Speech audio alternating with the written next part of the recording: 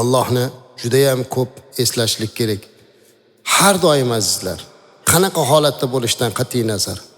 Mana Alloh aytadi yana boshqa oyatda, Sa'izu billah, mu'minlarni aytib, zokirlarni eslab, allazina yadhkurunalloha qiyaman va qu'udan va ala junubihim va yatafakkaruna fi xalqis samawati val ard.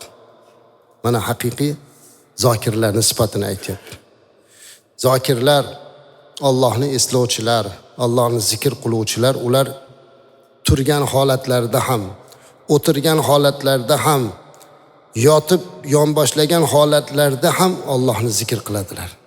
Va ular osmon va yerni yaratilishni fikr qiladilar.